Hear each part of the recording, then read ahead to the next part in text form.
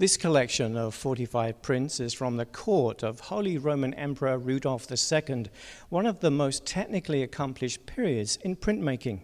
Rudolf II from the House of Habsburg reigned at the end of the 16th century. He re-established Prague as the court of the Holy Roman Emperor in 1583 after its short residence in Vienna. It became one of the leading centres of the arts and sciences on the continent. I would say that the engravings made for Rudolf in Prague belong to the best engravings, the sort of high point of engraving. They harken back to the earlier high point, which came with Albrecht Dürer in the beginning of the 16th century. They sort of evoke Dürer's innovations, but in some ways they surpass him.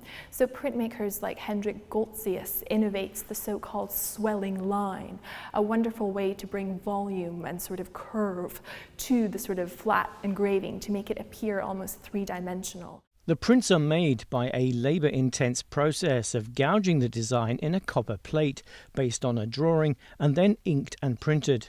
Horbach says Rudolf's court artists often look to ancient Rome as a sort of mythic source of their origin of the Holy Roman Emperor.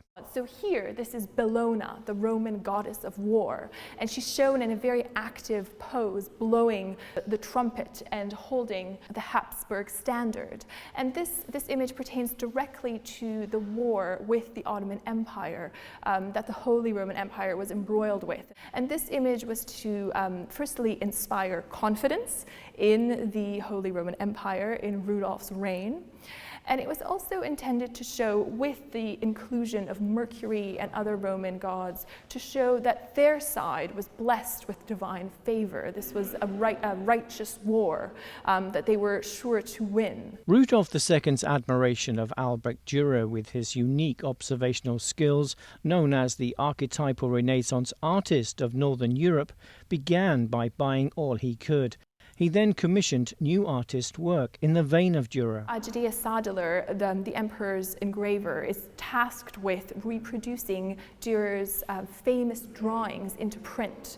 So with the head of the youthful Christ, which is a wonderful drawing by Dürer on blue paper, today in Vienna, you see how Sadler translates the sort of the tonal drawing into this brilliant line engraving. Next to it is another example, The Virgin and the Child, where Sadler varies his engraving style to simulate the various techniques and media that Dürer uses. Sadler is also responsible for this print. Rudolf instigated a series of building campaigns in Prague. He sort of transformed the castle into a Renaissance palace. And this is the sense of the city, the sense of Rudolf's Prague. This first public display at the British Museum of these incredibly detailed prints can be seen until August 28th near Woodrow, NTD News, London.